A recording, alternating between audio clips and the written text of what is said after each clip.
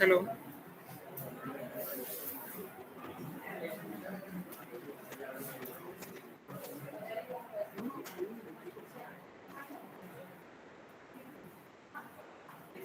We'll be starting the presentation soon. Thank you for joining us.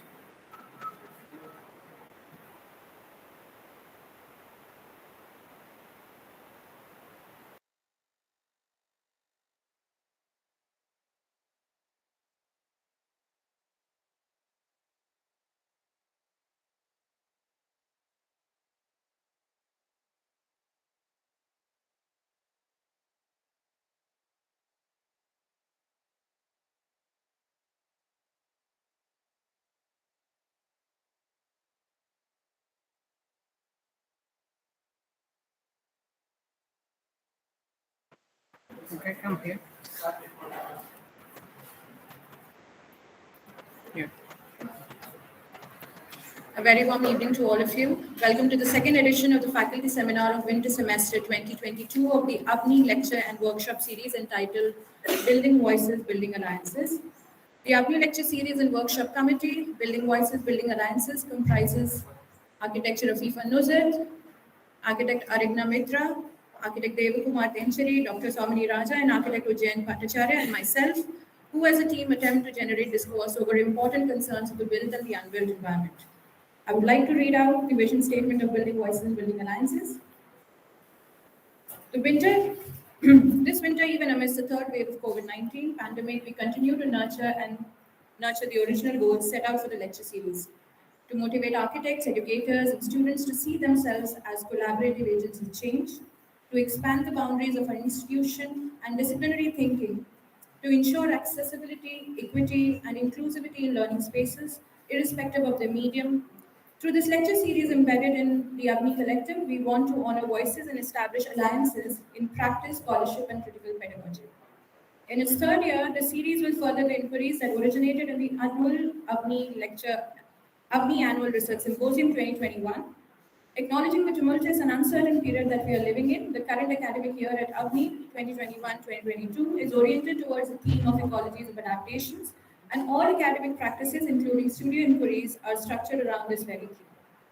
We are further positioning our academic inquiries in symposium sub-themes, the reconnecting histories and re-narrating histories for the Foundation Studio, living and working realities of domesticities for semester 3 and semester 4, magnitude of inequities and bracing for uncertainty semester 5 and semester 6, collaboration of a resilient future for semester 7 and semester 8, and vulnerable ecosystems and resilience for semester 9.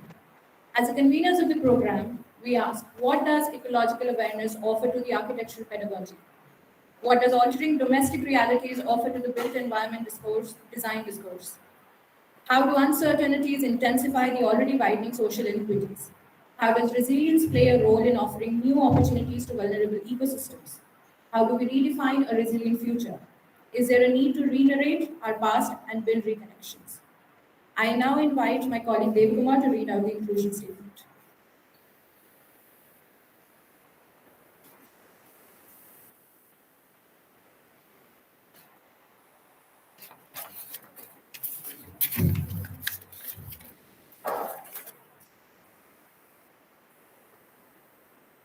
Thanks, Meenakshi. The inclusion statement. Avani Prabhashana Shilpashala പരമ്പരാതിൻ്റെ നടത്തിപ്പിൽ ലിംഗസമത്വത്തിനും വിവേചനങ്ങൾക്കതീതമായ സാമൂഹ്യ വിശ്വാസതയിലും ഊന്നൽ നൽകുന്നതിൽ പ്രതിജ്ഞാബദ്ധമാണ്. നമ്മുടെ വിദ്യാഭ്യാസ മേഖലയിൽ പ്രാതിനിധ്യം ലഭിക്കാത്തവരും പുറത്താക്കപ്പെട്ടവരും ഈ പരമ്പരയുടെ ഭാഗമാക്കുക എന്നത് ഞങ്ങളുടെ മൗലികമായ ലക്ഷ്യമാണ്.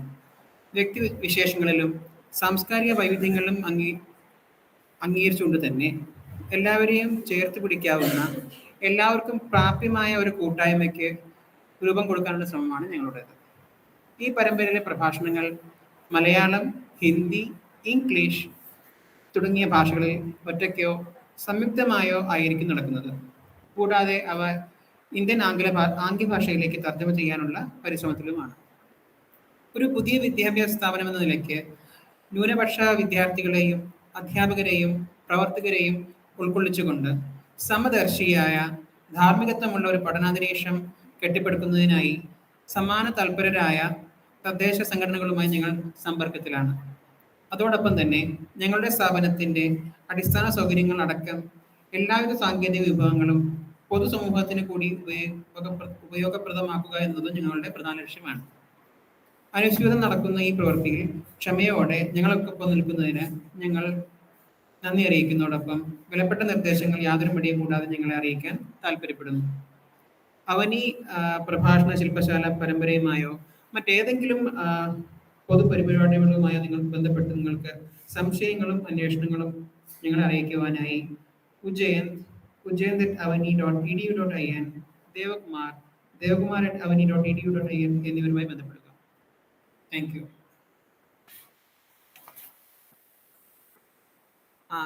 Now I invite Afifa to introduce the speaker.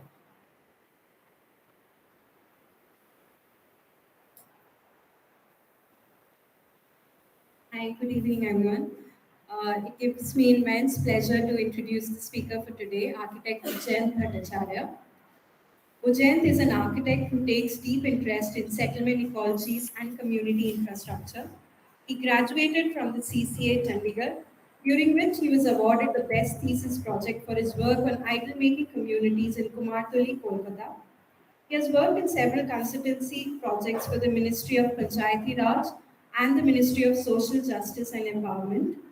He was selected for the International Habitat Design Studio by the Vastu Shilpa Foundation Ahmedabad and the XJTLU Beijing, and also for the prestigious International Workshop for Landscape and Architecture by RCR Architects, Barcelona. He is the winner of the World Architecture Award 2019 for his work on multi-faith cemeteries, which is also published as one of the best projects in the country in the book Unbuilt 2.0 by Matter and Architecture Life. Ujjayant's drawing was also recently shortlisted among the best drawings in the world by Architecture Drawing Prize by WAF. Ujjayant currently runs a small collaborative community practice, STHAN, with his partner in rural Assam, and leads the foundation studio at Avani as an assistant professor. Ujjayant, would you please come and enlighten us with your work?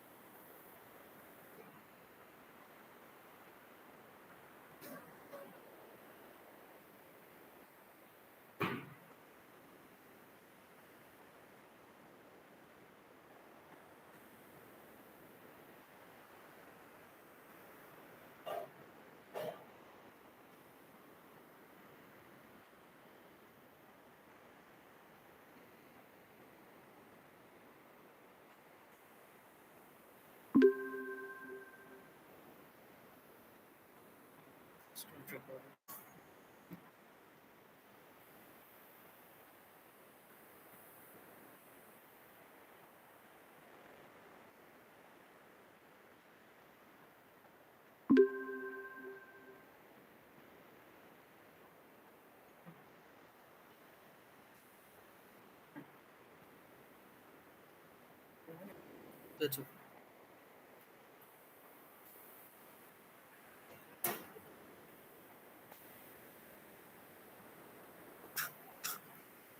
Okay, so good evening, everyone. I hope everyone can hear me clearly. I'll not use the mic, so I just let me know if you can't hear me. I'll repeat, right? So the talk today is opportunity that I've gotten, and I'm really grateful.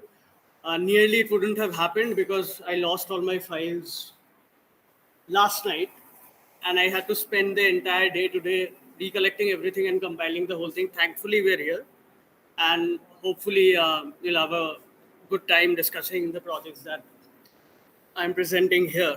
Okay, so the talk is titled Ineffables, Speculating Sacred Tectonics.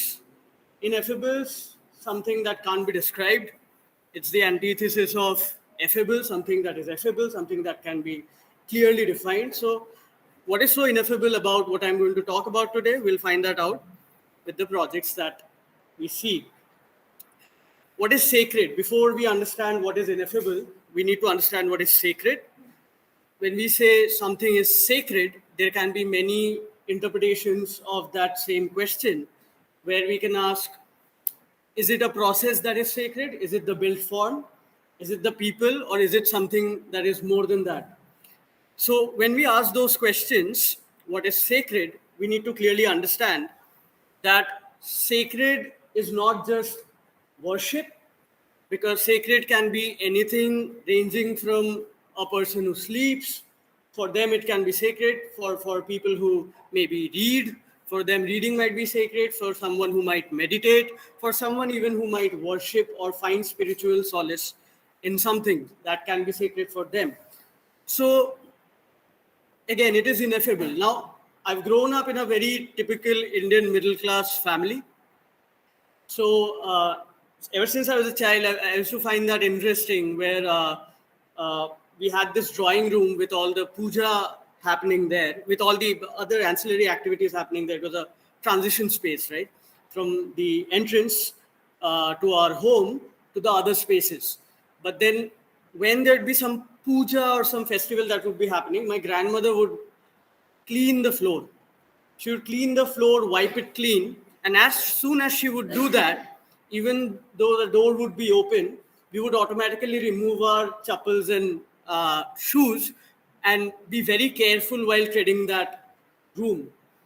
Now, there's no physical boundary. Of course, the walls are there, but the doors, they start functioning in a very different way when that little ritual of washing is done. So it's embedded in our mythological and spiritual beliefs.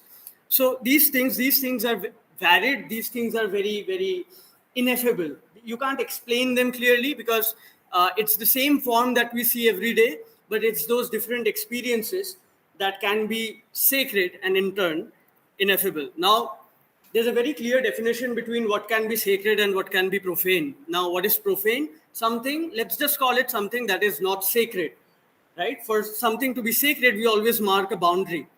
It can be a celebration, it can be a puja, it can be a mosque, temple, church. There's always a perimeter. So beyond that perimeter, things might be profane. They might not be as sacred as what things are inside of that perimeter. But can we blur that line out? Because we just understood that being sacred is being ineffable. So as soon as we mark a perimeter, we make it very effable and defined.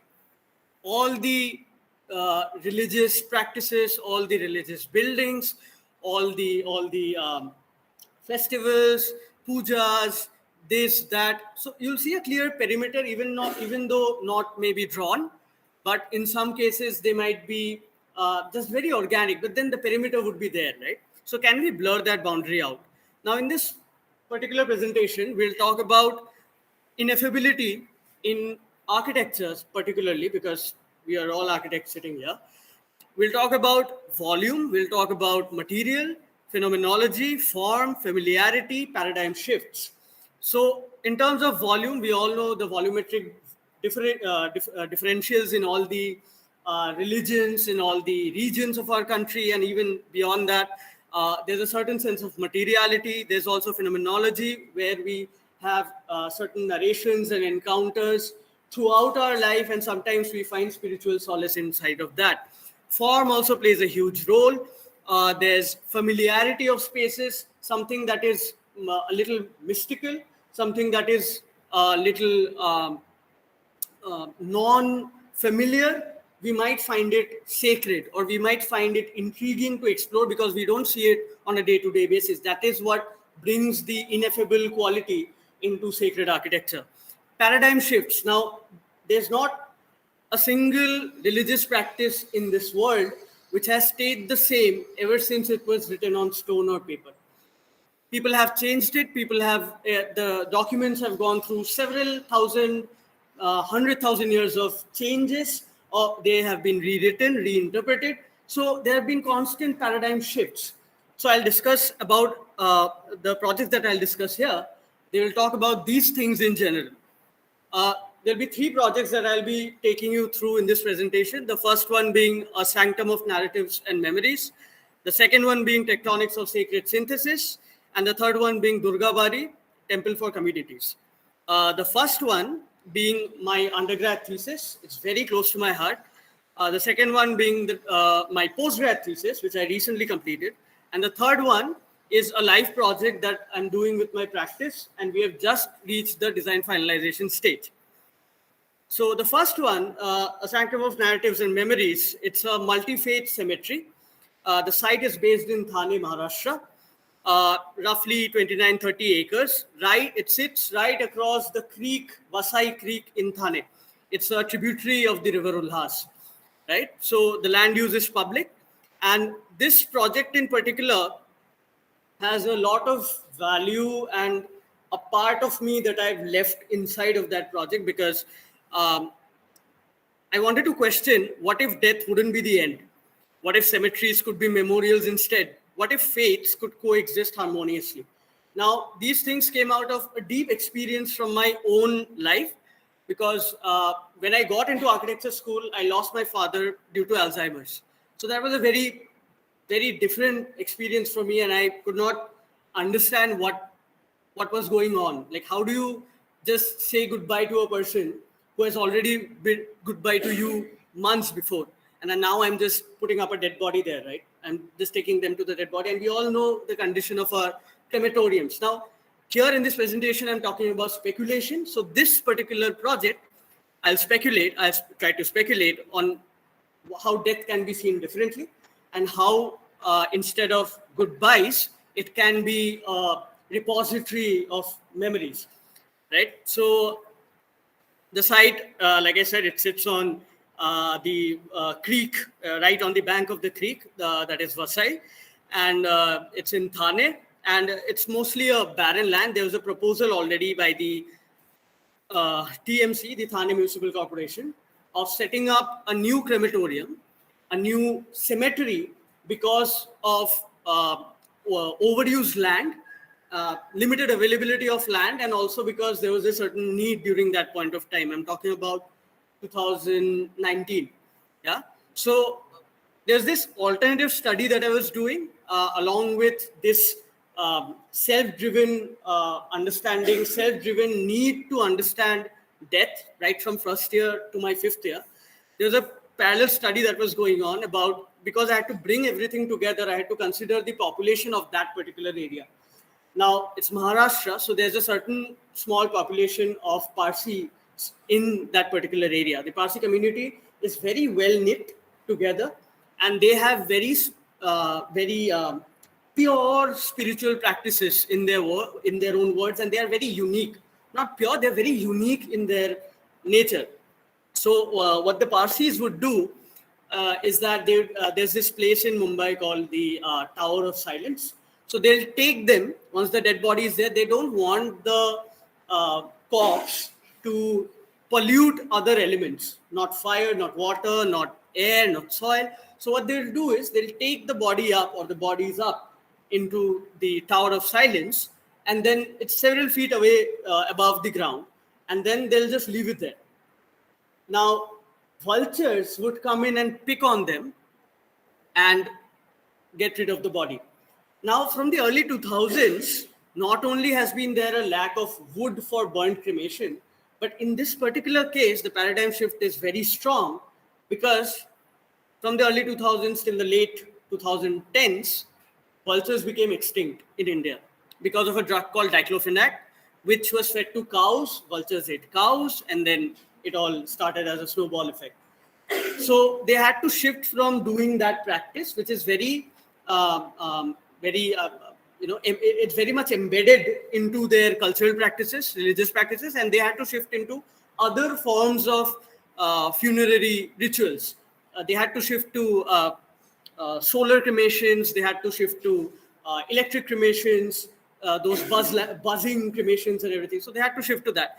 So understanding that shift was very important to me, because I knew what I was going through, and I could see that there's a larger community who is maybe going through the same thing, because they are not getting enough satisfaction of bidding farewell to their loved ones, right?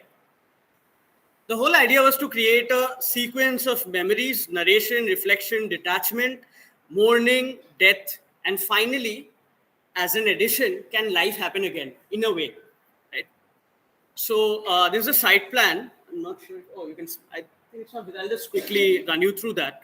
So at the top north, you can see the Hindu complex.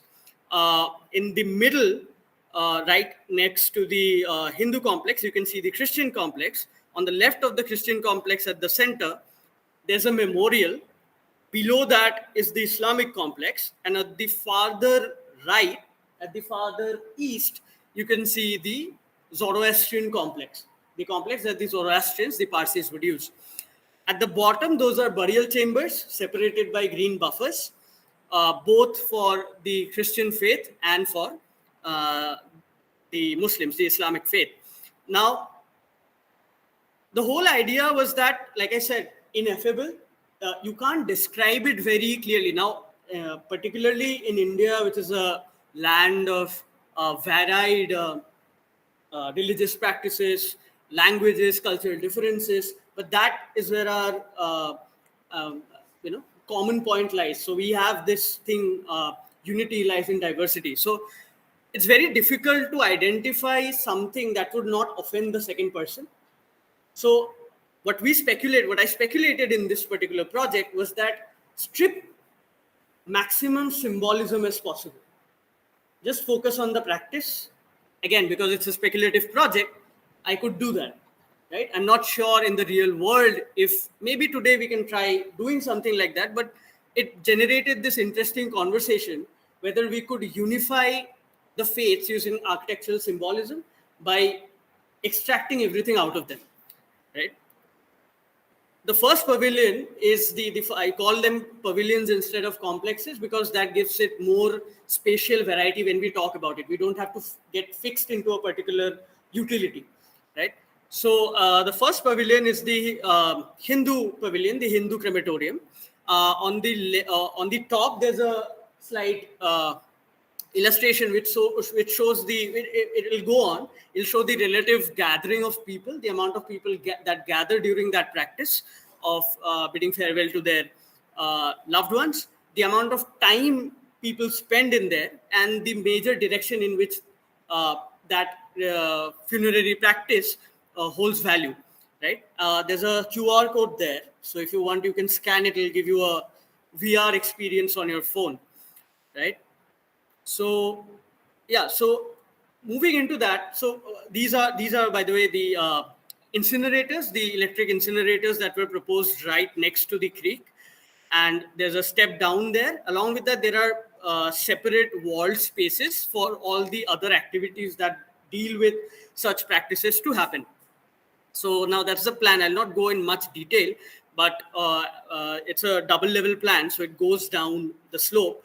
So at the top level, we mostly have a temple and the cooking area. We also have a sitting area. We also have the room for the priest. We also have a room for the maintenance. We also have a space for registrations and offices. As you go down, you enter into the funerary area where all the rituals take place, and the incinerators are there at the same place. So there's ample amount of space that people can sit in. And like I said, it's almost very naked in a way. Architecturally, there's not enough symbolism, which sort of creates an argument that is symbolism even required? Can we go ahead without that in such a case where different faiths have to be accommodated in a larger site altogether? The next pavilion, which is right below the Hindu complex, is the Islamic pavilion. Again, the direction of the Mecca is important. Comparatively lesser number of people who spend time in the funerary practice, comparatively lesser number of people who, and lesser time that they spend there. There's a QR code there as well, so you can scan that. So these are, on the left, you can see the image of the burial chambers. So they are private chambers that we introduced. In the first slide, you can see them right at the southernmost area of the site. So these are private burial chambers which are shaded and semi-shaded. So it almost becomes a community practice where one can even observe other families engaging in such activities, or maybe one can just walk through them and sort of contemplate and reflect upon their experiences while undertaking those practices that they never signed up for, right? So yeah, so this is where you enter, and that's a praying area for the Islamic pavilion. And on the left, it's a space where you can come and contemplate, and you can come in there with the deceased and sort of lay them down there, and then you can have your mourning. It's very the architecture does not sort of overpower that act, and it's very in terms of materiality as well, and also in terms of form, it's a very geometric, very familiar form. So we were talking about architecture not being familiar, architecture being very ineffable in terms of sacred architecture, sacred tectonics, but then can we give it rigid form and make it very familiar so that it becomes a very comfortable environment? So this is again the plan. So the prayer hall sits on a body of water, and you enter from the west below that, and then you move into the other spots of the for your progression of mourning and other practices, so forth, right? I'll quickly move on to the next complex, which is the complex for the Christian faith. Now, again, this had a certain problem where I had to introduce columbariums because there was not enough land. I'll just quickly show you that. So on the top right and top left, you can see a series of columbariums, which is extra, more than what the burial chambers could have. So I'll not go into the details of the calculation for the sake of time. So yeah, so this again has very, like you see, very uniform volumes, very recognizable volumes, so that one may feel comfortable and one may feel very relaxed while they're already going through a very life-changing experience, because death does not happen to the one who is already dead. They're already dead, right? The death happens slowly to the people who are mourning. So there are 3 deaths. Once when you actually die, the second one when your body is taken to the next realm, and the third one when everybody starts forgetting you. So these 3 terms are very important for me to understand and how we could sort of engage in that conversation. Now, the next pavilion in the same site is the Zoroastrian pavilion. Now, there you can see there's an altar for fire. Fire is very sacred to them. And there's a space where they can come in and lay their deceased. It's similar to Islam in that manner, in the form language. And yeah, so they could walk, the people could walk into that fire. And like I said, they don't let death or death touch the elements. They don't let death pollute the elements. So in the same place where they are completing the practices of completing the rituals of the funeral or the cremation, nowadays they do the solar cremation and the gas incineration. So that's what I sort of try to propose there at the northern end, right? So at the same area, they'll also have a fire worship area, right? So that was very interesting for me, where I could introduce a certain element and create a phenomenological encounter in that same fashion. Now, when I said there are 3 deaths and can death be memorized? Now, all of us are all over the internet. So when we die, we not only leave physical document, but we leave a lot of digital footprint. So the speculation was, can we utilize that digital footprint to generate an experience? Now, because I could imagine and then maybe put it onto paper, it became easy for me to take out some realistic constraints and try to imagine what it could be. How can spaces that deal with death be rethought of, right? So this is the pavilion right at the center, which is the Museum of Memories. There's also like I'm saying again, there's a QR code there. So if you want a detailed experience, you can go through that. Yeah. So the whole idea of it was to, again, because all the symbolism was sort of extracted from the entire site, this could not be overpowering that as well. So what I tried to do was there invert the build volume. So it went underground so that it does not seem like it caters to any faith or it caters to any practice, right? Now, what are those tombs you might be thinking about? So I'll just quickly go inside that and then come outside after that. So the whole idea was that you could register your digital footprint, and that would give your loved ones have the opportunity to experience your presence, your digital presence in a way, if they chose to do so. Now that was the whole idea, and there on the right hand side you can see there are some level downs, and they are individual pavilions where one can go and mourn while they're not engaging in the actual funerary practice, right? So this was very important for me. Like, again, like I said, memory holds a very deep place in my heart, and I sort of wanted to engage in that discussion where death, like I said, is not the end, or can it be more than that? Can it be initiation of something new? Can it be a beginning instead of just the end, right? So these tombs, so I proposed that these tombs would be embedded with those footprints, and they would be inscribed on them in the form of digital QR codes. So one may come in there and then scan them, and then they might experience their audios, their visuals. So it's a full AV experience that I imagine that could be made possible if we could be allowed to do that, and we could use technology to its best capacities. Yeah, so that's the axo of the Museum of Memories on the right. So on the top you have those tombs, and tombs hold memories, right? So we all go to tombs for memories. So I just thought of playing along that idea and maybe working with something new, right? So yeah, I'll now move on to the next project. It is my postgrad thesis, because there are a lot of drawings, and even in the previous one, a lot of maps. So I've tried to keep it small. So it's called Tectonics of Sacred Synthesis. It's an urban revival project. The site is in Kumartuli, West Bengal. The site area is again roughly 30 acres, and the land use is mixed. Now on the image on the left, you can see there's a river going there. That's the Hooghly River, right?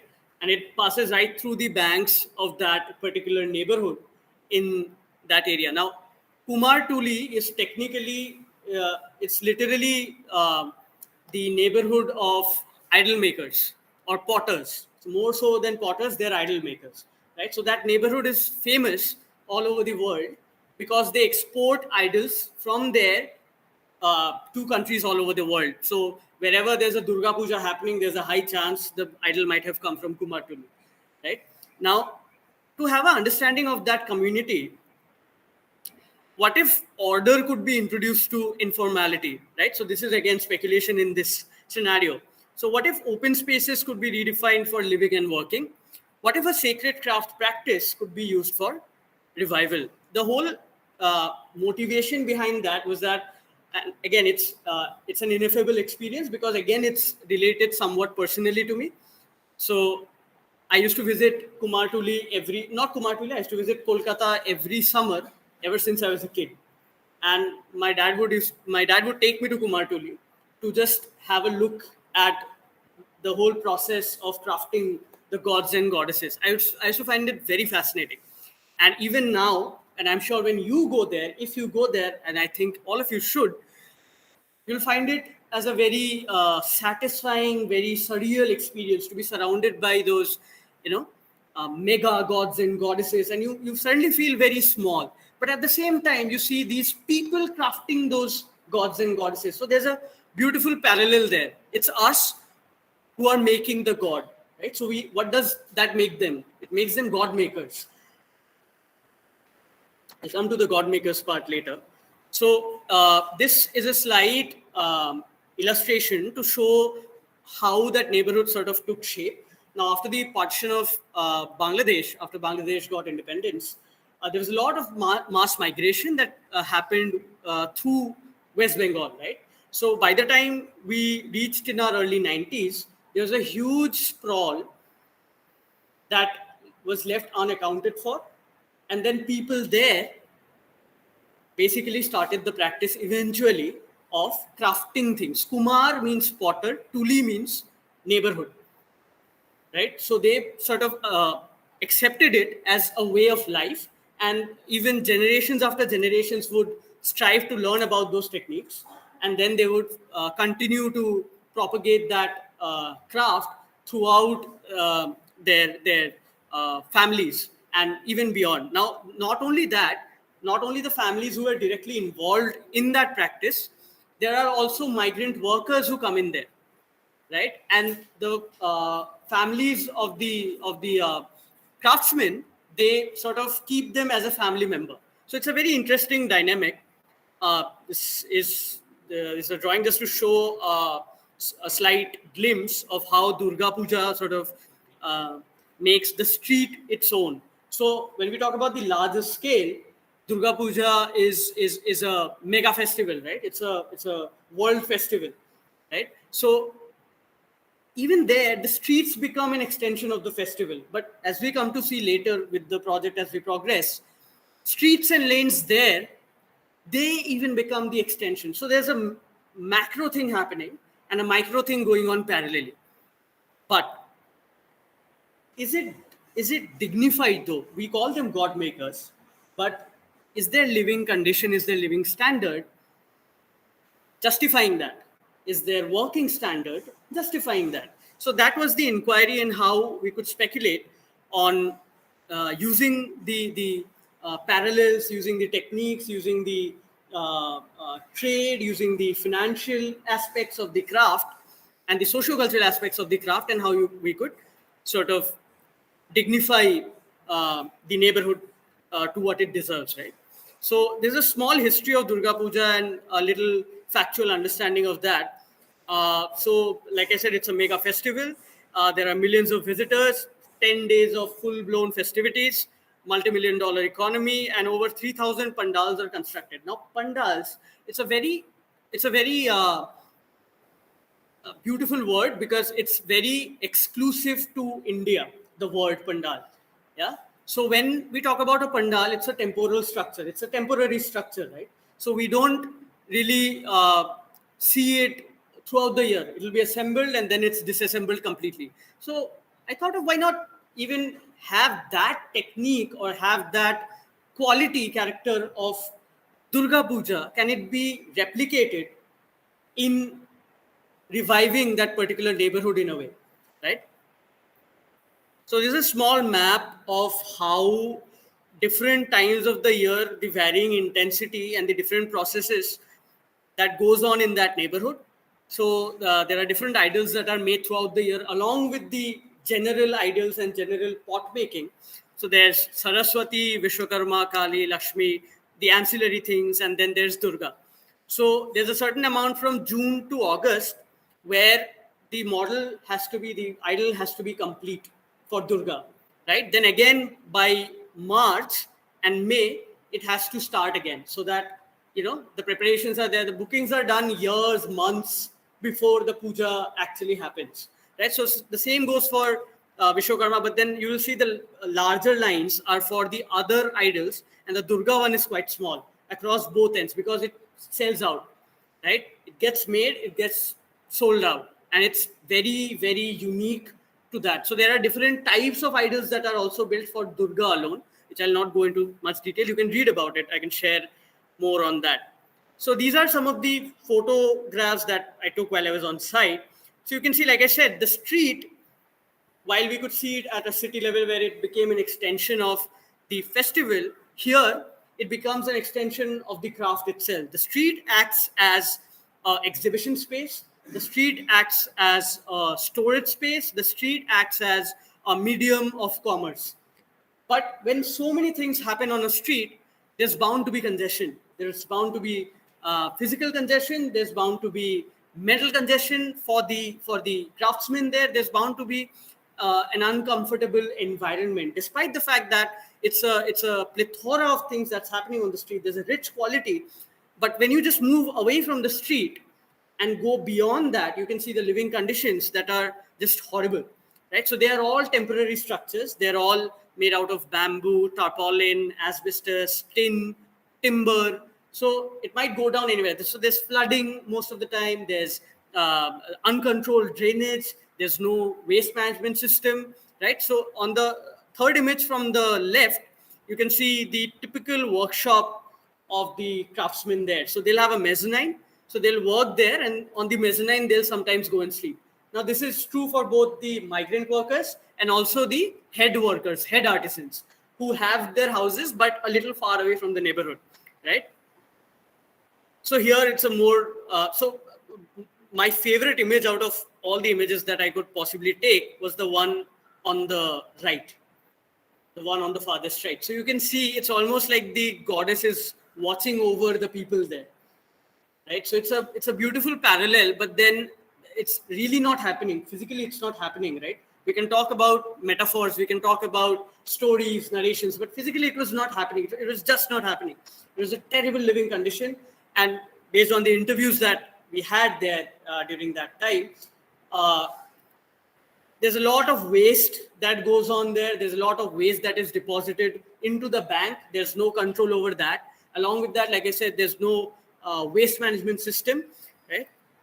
There's also a thing that generations, like I said, it's a learned art, right? They don't teach you it's a family craft, right? They don't teach this to you. It's a special, like crafting an idol is a special thing. It's not just pottery, right? It's more than that. There's a lot of different things involved. So it's a learned craft by the families, and it gets passed on into generations. But with the current living conditions and the economic stance not being that great, it's slowly dipping.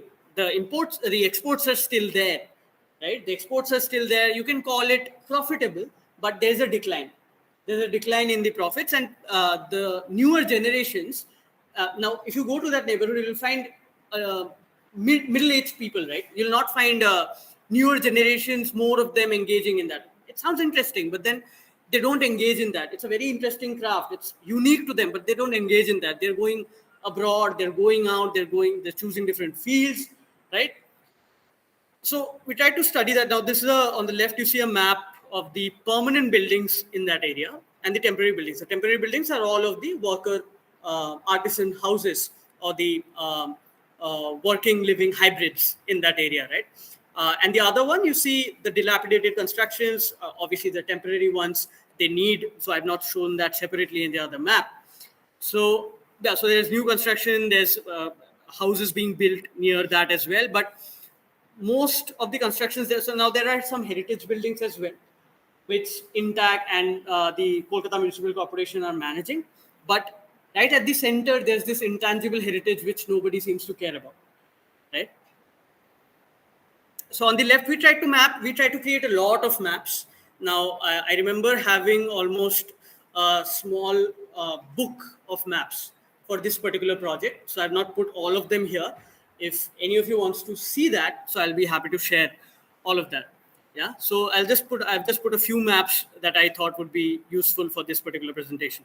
So so on the left, you can see the transportation details of that area. Now, there's a central spine that runs through the eastern edge. So that's the Chitpur corridor. So now that's a north-south trade corridor, right? Now, when come to think about it, there's a trade corridor, but look at the condition of the neighborhood there, right? So there are several bus stops. Now, Kolkata is a hub of buses, taxis, and autos.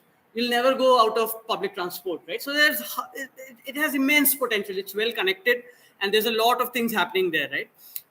The next map on the right, it shows the material sourcing, where every material that is required for that particular craft, where is it sourced from, right? So it tries to show that there's bamboo which comes from the bank, from the other bank. There's mud that is coming from the other bank, right? So there's paint coming from the Chitpur corridor. There's this thing called shola, which they use to make the crowns and the jewelry for the goddess. That also comes from the town. So it's a hustling, bustling neighborhood, right? So now these are some of the programs that I could identify on the site. Now, some are arterial roads, some are sub-arterial. So I had to identify that and try to overlay all the maps together to have a understanding of the existing context and the existing program of the site, so that I could, understand the concerns that I had to address. Now, this map shows the possible concerns in that site. The ones in red are the ones that are the disadvantages. The ones in white or gray are the ones that can act as a positive for the revival of that particular site. So dwelling conditions are shambolic. There's a T-junction right at the center, which in which there's a lot of congestion all the time. There's a T-junction which right at the point where the site connects to the corridor, right? So there's a congestion there as well. Internal streets are not well designed. They're very narrow because the craft is feeding into that street as a space for storage, exhibition, and commerce, right? There's the street that goes on the northern line of the site. So that is also an important street because a lot of material sourcing and product collection happens from that area. Yeah? So to understand that, I could sort of extract three things from the study, which was the site, which is Kumartuli, the festival that is Durga Puja, and the craft that is idol making. So using that, I tried to identify different aspects that I could study with for generating a program, right? So for every aspect of that thesis, of that project, I need to understand different aspects of the concern, right? So for probably Kumartuli, the site, I had to understand participatory urbanism, sacred urbanism, tactical urbanism, right? For the puja, I had to understand the festival. I had to understand the particulars of the craft, using which I could understand the ritual process, the way they make their craft, how many days does it take, right? And the space they would require to build something like that. So I just quickly compiled all the case studies that I did for different aspects. So there are the red dots on the top. I'm not sure if you can see that. So they are basically the different projects that I referred to for different aspects that I wanted to study. So those are my interpretations of the study inference that I got. Those little drawings, everything's drawn by me. So those are little interpretations of what I got from those individual studies, right? So I remember studying, there's a puppet making colony in Delhi. It's called the Cutputly Colony. They make puppets. So it's a very interesting case. You should definitely look up that. There's also Khamir Craft Center by Chaya. There's, I think, also Aranya Housing, which talks about participatory methods in design. There's also, I think, the Kumbh Mela, and there's a detailed study by Professor Rahul Mehrotra on the Kumbh Mela, which helped me study the temporal nature of festivals and the people involved, the stakeholders involved in that festival. So these are basically drawings, and also craft expression. For craft expression, I studied this particular set of artists in a place called Shantiniketan in West Bengal. Shantiniketan is, Rabindranath Tagore. Right? So there are some artists which use the technique through which they build idols and sculptures and replicate that technique into making their own homes. So you can see that diagram sort of shows that, right? So there's a mud plaster, there's hay going in between, dry grass going in between. Yeah, so these are different interpretations that I thought were useful. Finally, coming to the program. So like I said, some of them are, I even studied Kumbharwara to understand the nature of informal settlements, Cutputly Colony, Ananya Housing, Khamir Craft, Yerwada. So there's a lot of different elements that I tried to put in there, extract from what could be necessary for me to design such a thing, right? Such a program. So there are different things that were proposed. I'll go into detail on that. So it had to be a gradual shift. It had to be not a very, very fast sort of thing. It had to be a very slow thing, step by step. So the workers had to be relocated. There was a abandoned warehouse on the north end of the site where the workers could be temporarily relocated. And then once the project is complete, it was proposed that they could be reshifted into that area. Identification and transformation, identify all the concerns and then move into transforming that area, linking the city and future growth, right? So this is basically the visual representation of those ideas, what we wanted to do. Different access points, different nodes, the area where the first map shows the area where the housing proposal would come in, the newly proposed bus stops and auto stops, how the third diagram shows that they'll be relinking the workers to the abandoned warehouse on the north up top, major pathways on the rightmost image in the first row. Similarly, the connections had to be established. There's a corridor that was identified. The ghat was very important. The bank of the river.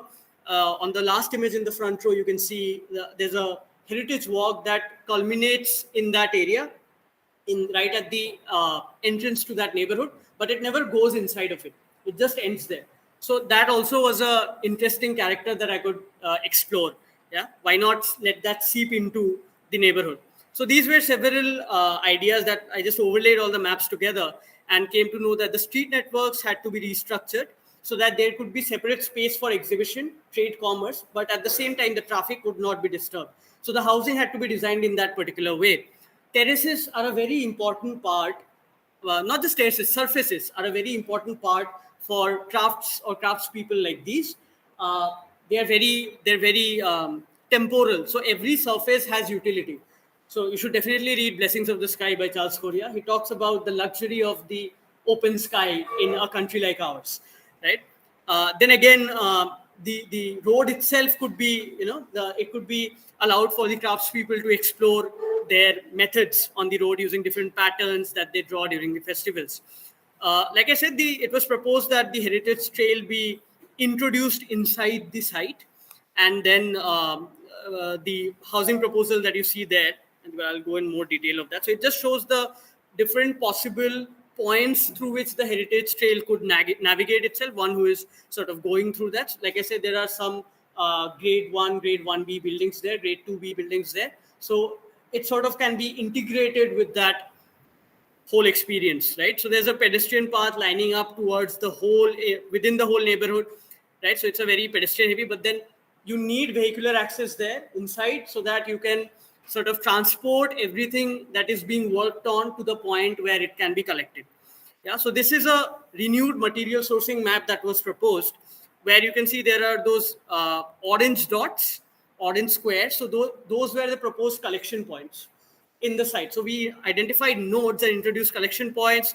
There were docking points, and they are both site level, cluster level, and they are just not limited to a particular site on the top north where there would be congestion. So they could move around in the site, but at the same time, physical work would not be disturbed. Now, this is a plan of the junction that you see right here. You can see the mouse? Yeah.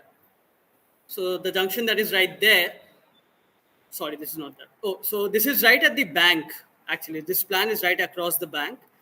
And so there was a heritage trail that I said was proposed. So there are some heritage vehicles that were proposed right along the road. And there's a religious pavilion there, right next to the bank. So these were some of the sections across that bank. So there's X, Y, and Z. So the first one is the section through that road and the religious pavilion, where it was proposed that there'll be an extension that could be a bank, and it would not cause congestion because that's the only function happening there, right? So we would sort of introduce a new set of stairs there. And also there's a bioremediation pool so that the waste that comes in from that pavilion will not be directly released into the river. In the next one, there's a immersion pool that was proposed, so that there's a filtration system installed. And people have a habit nowadays. Now it's good that the government of West Bengal has introduced immersion pools all across the state. So you don't have to go to the rivers and get rid of the idols. You can just go to the immersion pool, complete your rituals and practices, and then come back. So it does not pollute the environment, and it's a very controlled setup, right? And on the third edge, it was proposed that it would be a extended public pavilion. I'll go in more detail, I think, here.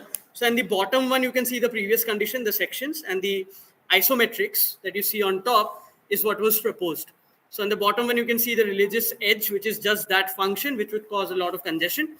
So we just extended the banks there, right?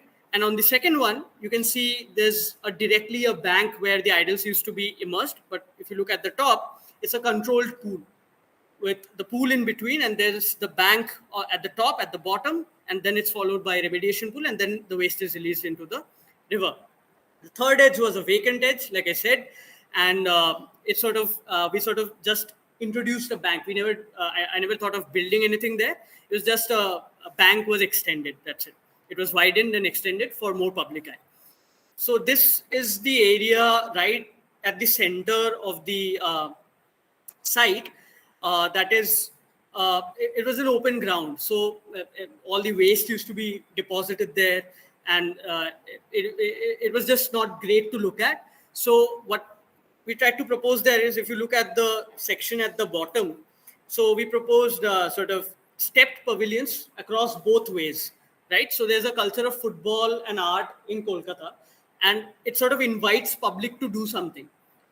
If you create a space where someone can go and sit, someone can go and talk about something. So in Kolkata, there's this concept of adda. So now what is adda? Adda is just conversations. And it's a very integral part of the culture in Kolkata, right? So the whole idea was to generate conversations in that area, build something that could generate conversations in that area, and automatically it would be transformed. So no building was required. No other infrastructure was required. It was just those two step pavilions across the two edges, long edges of the building that could, of the field that could do the trick, right? On the top and at the middle, you can see different proposals that I'll come to later as well, of the housing units and the different qualities of open spaces. Yeah. So this is the entrance right at the node where the heritage trail from Shobha Bazar, there's a place called Shobha Bazar in Kolkata. So it's the Shobha Bazar heritage trail that terminates right at the entrance of that neighborhood, right? So this is that area where you can see the housing units in darker pink, and there's a gateway that was proposed. And so, yeah, so these are some of the few sections that I drew during that time. So the second section sort of shows at the center, you see the gate, then there are some heritage vehicle parking areas, and then you move into the housing unit. Now, if you see the identity, it was tried, I had tried that it could preserve the identity of the old and not create something that is completely out of order. So this is what I was talking about at the entrance. So you can see the buildings there, right? The housing units, the work-live units, and also the heritage vehicle parking area. There's a crossing there, right? So that was that.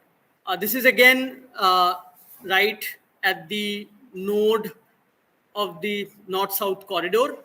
So there's a subway that was proposed there to get rid of the traffic congestion. There's a small subway that was proposed there.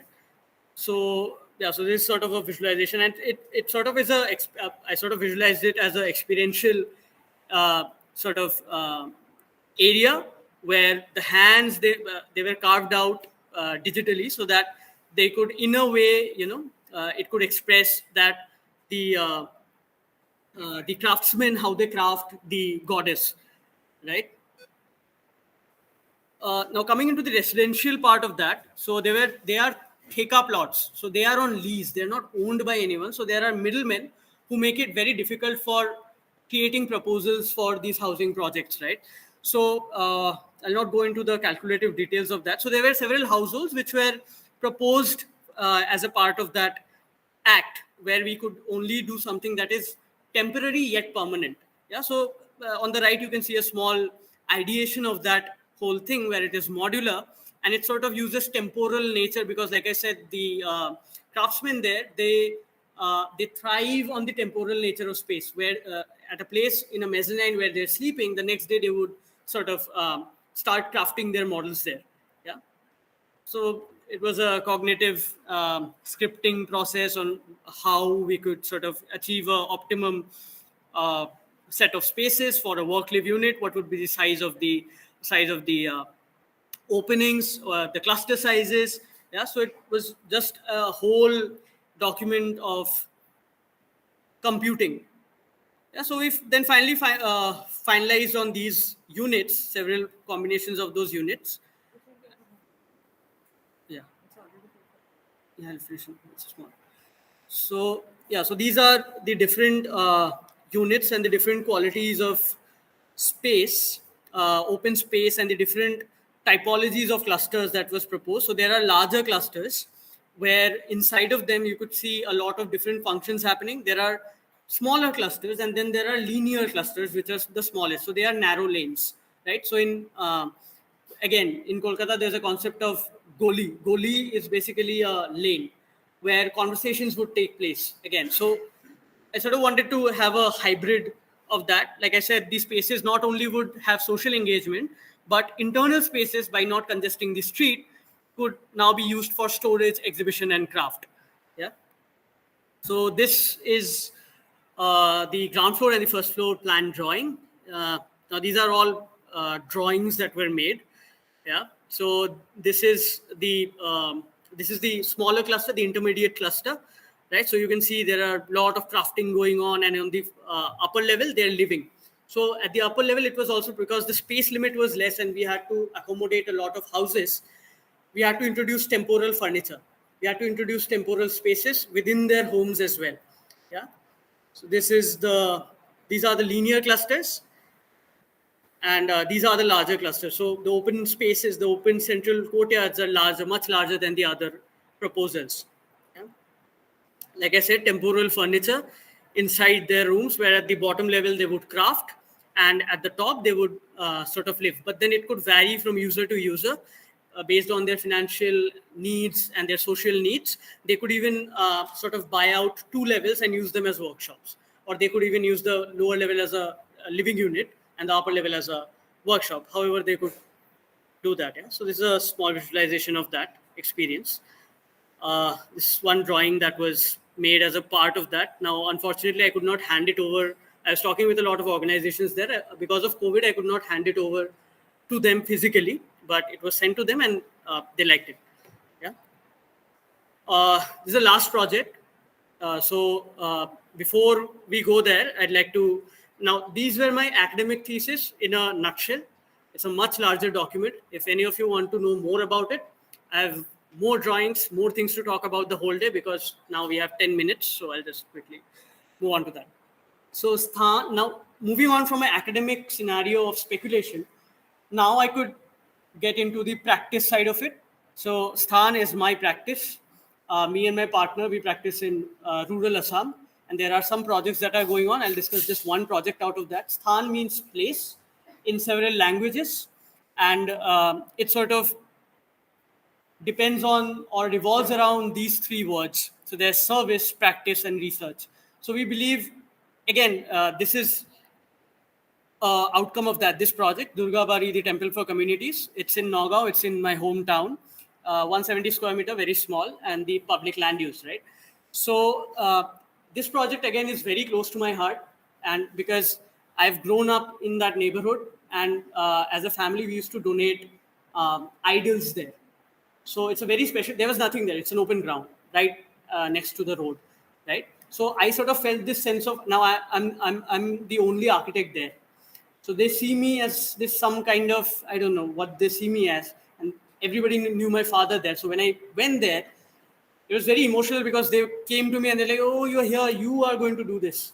So it was very nice, because I had just gotten out of architecture school. I had no idea what I wanted to do. But then I thought maybe I could carry it forward as a extension of my research, yeah, as a personal project, which is again very close to my heart, like the other 2, based out of personal experience and with room for speculation. So I started to think, what if temples could be a community collective? What if traditional visual language could be reinterpreted? What if temples could be more than just worship? Yeah, children used to play cricket there. There used to be some functions there, but never a puja. Only a idol would be brought there, and there would be nothing going on there. It would be wasted. It would be only cleaned during the puja again, and then there was no infrastructure there, right? So there were several things that we had to consider, and the fun part about the design was that it's a collaborative thing. So there's no physical money involved. There's only resource donation. We, as architects, we donate our skills, and all the other stakeholders, they donate whatever materials they can in whatever capacity. So that's the tangible amount, the tangible quality of that particular project. And along with that, we had to understand a lot of metaphysical, intangible things about the mythologies of Durga, about the mythologies of the whole event, to sort of understand the design. Now, these are some combinations to design the shikhara of the temple. We identify, like I said, can symbolism be reinterpreted for temples in a way, right? So we were using dyed concrete, red dyed concrete. Red is the color of Durga, and it's sort of places that object. Now, for the first project, if you remember, I was talking about creating something similar. Here, I wanted to create mysticism. So a red object in the middle of the city, which is more like an object and not like a extended thing, that was sort of necessary to create a spiritual experience in that particular area, right? So so these were the drawings that were done. Now the Shikhara was envisioned as a piece of cloth that would just be there on the temple at the top, right? So that's that. It has 10 faces, symbolizing the 10 different arms and the 10 different aspects of Durga. At the bottom cylindrical part that you see, the truncated cylindrical part, we asked all the workers and the craftsmen to draw their interpretation of Durga in whichever fashion they can. So the aesthetics are proposed, the design is finalized. We have a lot of drawings from them. So we are just going to ask them to draw them again on the site, because we should not forget who exactly is building that sacred experience, right? So encounters, phenomenological encounters, some elements that were identified, that were introduced as a very sensuous sort of experience for the whole built form, right? So there's a brick jali there. There's an inverted arch. It's very sensuous. We wanted to create a very sensuous experience, right? So there's a spiral staircase, right to move from the ground floor to the first floor, right? Flower columns, some things that people would not regularly see in day-to-day basis. We wanted to initiate that conversation. What is the structural element? What is that? How is that happening? These things are not there right now. Now one might say it might be out of context, but isn't that what ineffable can be also, right? The ground floor plan. It's basically the larger area at the center is the community gathering area. There's altars there where you keep the gods and goddesses. There's a washing area right up on the topmost end, the topmost left corner of the structure. There's a spiral staircase, like I said. It sits in between, right next to the main road, the national highway, right? And it's very porous because of these inverted arches that you see here. There's no gate. And one thing, it's all run by women, by the way. So these are women. It's all run by women. So it's a very open thing. Women can be safe. It's a safe haven for everybody, for children, women, men alike, right? So it's a comfortable space, right? With some sacred guardian looking over you. Yeah. So we wanted to create that feeling. Yeah. So right when we move to the top, there's a community classroom that we proposed. And there's a guest room, there's a kitchen, community kitchen as well on the left. Yeah, so there's a washroom there, and there's an office and storage. So these drawings, again, all of them are handmade. Yeah, some illustrations of the elevations across different directions: the northwest, southwest, northeast, and southeast. I'll just quickly move into the sectional understanding of that. Now, this is a short section of the temple. You can see at the ground floor, you can see the idol and where the community gathering happens and the worship happens. At the top floor, there's the classroom. There's the section of the classroom, right? Same goes for the longer section where you can see the staircase sensuously rotating around. And you see that context, it sort of looks like an alien object, which was the intention of, creating something ineffable. You can't describe it because you have not seen it. It's something that is new, that is introduced into that neighborhood, yeah, to create a sacred experience. So, yeah, moving on to that. So this is axo of the temple. We wanted to create a halo, and again to create some experiences where it would be otherworldly, ineffable. So that was the intention, to create ineffable experiences inside of this design. Yeah. So there's a wall on the left that you can see. We sort of proposed these tiles where everything that Durga carries, and it's sort of a narrative wall, everything that Durga carries would be sort of embedded in that. So there'll be some open areas as well. In the bottom, you can see all the tiles, and one of them will be left vacant because we thought not every hand should carry a weapon. One must carry a blessing, right? So this is a visualization of that. So you could put diyas there in that wall, and it would create a narration of that. Right? This is the ground floor, the community gathering area, and where people would come in, engage in stories, engage in all kinds of conversations, and for other public activities, for functions, for all of that. Yeah. This is how it looks from the main road. This is a view of the Shikhara from this part, from this area. If you see it, you can see this part of the Shikhara. This is the lane, the circumambulatory lane in the first floor. Yeah, so there's a guest room there, right here. There's a washroom here, and there's a jali here. And again, like you see the experience, the spatial experience, there's a circular cutout. It becomes very ineffable. So this is the community classroom. I've tried to show the drawings that the workers, now it'd be very much more interesting what they will draw and what they've shown us. It's just a representation of what could be one possibility. They would draw on those walls and we'll let them inscribe that. And that also in a way, but people who come in from outside, we don't tell them that. That narrative never happened. So it almost becomes like human history that was never told, which in turn is how we believe in religion. Human history that we have never seen. We have only heard about it. So it creates that narrative, creates that history, right? Those drawings. So on the right, there's also like this community classroom was our own proposal to the trust, where the temple not only could it get revenue, but then small children could be taught there on Sundays. Teachers could be brought in there. They could be taught art. They could be some pre-primary classes. Yeah, now it's a rural neighborhood. So yeah, so this is another view of the Shikhara. This is a view of that same classroom from the other end. Yeah. So yeah, so infinite possibilities. So in order to conclude that, what I tried to say using these projects was that death can be sacred, craft can be sacred, communities can be sacred. Sacred is ineffable. We can't describe it. For death, it can be different, right? It can be something that breathes with the context. For craft, it can be the same. For communities, it might be different. For speculating these possibilities, it was necessary that I undertake projects that are very close to my heart with a personal experience, so that I could, in my own way, try and understand how sacred works. Thank you.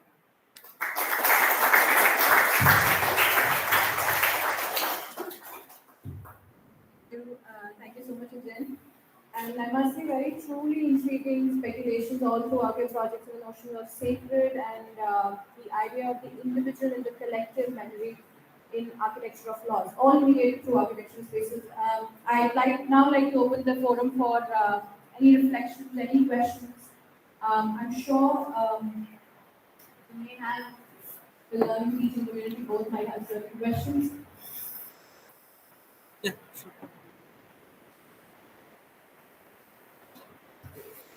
Even if there's an observation or something that you relate to.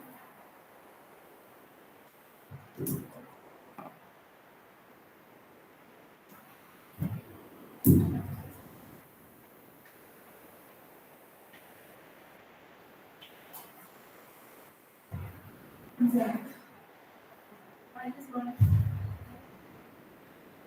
project didn't come. Is the design only done or the project is later? No, there's no project there. So the design finalization is done. So we are working on the technicalities. The thing is, I wanted to know how the people are reacting towards the design. Yeah, so we had a presentation with the community. And like I said, it's a very different experience to work with someone who has not, people who have not experienced architecture the way we have. They have a very different experience of architecture, which I don't have. I have a different experience of architecture that they don't have. So because the project demanded ineffable experience, the whole idea revolved around the fact that we would introduce them to ineffable architecture. All of the architectural things they relate to when they say the beautiful things would be very much different when we are trying to relate it from what it is to what it can be or what more it can be? How far will they take it in how So that's the main reason why a classroom was proposed, because for this particular temple, pujas are not every day. They're not happening every day. They are only happening during a particular festival. The main idea is a community hall. So it's a community hall in disguise of a temple. So there's a classroom and a community hall, but it's a temple also. So that's the whole narration that we played around with. So there are people who talk to us about the fact that there's no iconography there. So we said there's iconography. The craftsmen are doing that.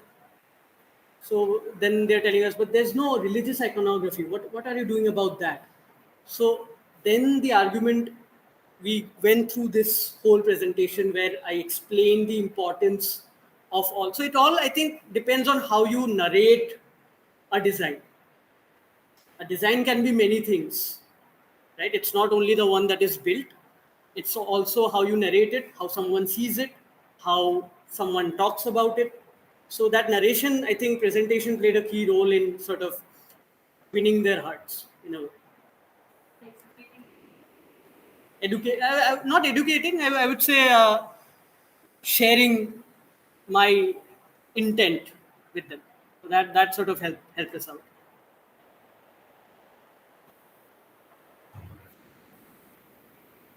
comments, reflections, you know?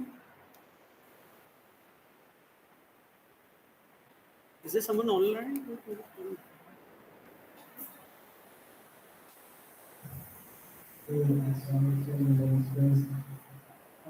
as you were saying, it was easy and just easy. So it was there's a movie called Masan. Masan. Yeah. So there's a scene where people uses his Yes. love challenge. Yeah. So that's what I felt with your thesis. It was kind of similar to what he doesn't know what to feel, but he doesn't know what to feel when he loves the person. That's what I felt was kind of, not kind of very similar to what you said about our thesis. Different people will look at and it's actually sacred. So that is actually sacred.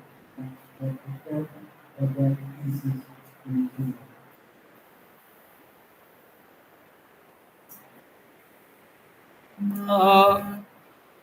Yeah, I mean, yeah, like I said, this particular thesis, it started my journey into this research project of which now,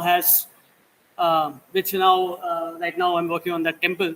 So that was very close to my heart. Like I did not know how to feel about, like, I knew for my personal sense, my father was not there for the last 6 months. He did not recognize who I was. I was a stranger in my own house. He recognized my mother, but he stopped recognizing me. So he was already dead, in technically, right? But when that death actually happened, I did not know what to feel. And then I'm just supposed to feel okay. So I tried to use architecture as a way to assist that mourning, be that companion, because people will go away, architecture will stay, maybe. Ujjayant, thank you so much for this presentation. It's an honor to actually listen to you because of the kind of rigor that you have had throughout the academic career and also your progressing rigor in your site-based practice. So much gratitude for the brilliant presentation that you made. I think watching one of India's best students present is itself an honor for the community. So thank you so much for that. And I'm sure most of the students here have so much to learn about what does rigor mean in academic. Beyond that, I really wanted to, sort of engage in this discussion as to what you have portrayed 3 stages of your career. One as a Bachelor of Architecture student, and then as a master's student, you might have specialized in certain areas, and then as a architect who is engaging with a real life scenario. What has been the journey of your architecture? Because you spoke about how festivals are sacred, how plays is sacred, how craft is sacred, and how architecture becomes a companion as you traverse through that space with that living heart. But architecture also has its depth, right? So I was wondering how, when death and birth is what unifies human beings who are otherwise conflicting with each other, who are otherwise separated by ideas, religion, all that. Architecture is it an artifact to you? Is it a tool to you? Is it a medium to explore? Because the first, why I'm asking this question is the first one was a very conscious attempt to use architecture to engage in that kind of differences. You kept those differences as is. At the same time, you consciously try to attempt to strip architecture of any such ornamentation. But then as you progressed, there was this attempt in a way to use architecture also as an artifact to showcase this belongs to someone. So my question is on both sides. One, where is architecture in terms of its depth? And second, what is architecture to you who is exploring this idea of sacred? So, so to answer the first question, when is architecture dying, right? So what is the death of architecture? Yeah. So I think based on my experiences throughout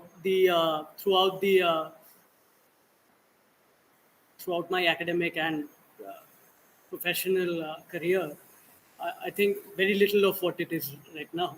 So I would say the death of architecture can only happen if it shouldn't have been there in the first place. So if a certain piece of architecture has been designed or has been thought of or has been proposed which responds to certain things, I think the death will not happen so soon. If in the first place there were certain things which were left unexplored and not thought of and it was not clear, the death will happen pretty soon because it's not only the function that we design for, it's the time. So there's this added element. We not only program for the function and the movement and all of that, we also design for time. So we also have to think about projected uses, not just the current uses. So if it can respond to the projected use, I think death is far. But if the design does not respond to the projected utility, death is inevitable and soon.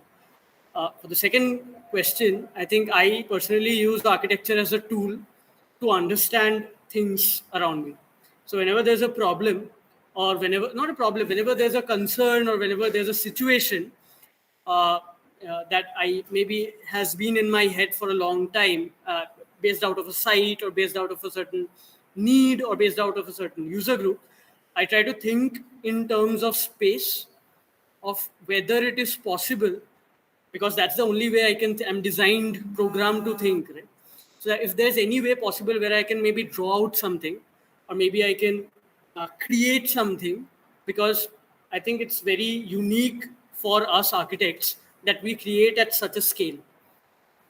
So that's an opportunity that I try to engage in all the time, and and also right now we are at an infant stage in our practice. So with that also, the core belief that we have is whatever happens, like you must have seen some drawings that we do. So we draw that problem and then try to sort of ineffably place architectural elements around them, try to think more about them, write more about them, and then sort of create the design that. So it's a tool that I use to understand my immediate environment. So that's why it's always a personal experience that I've tried to share.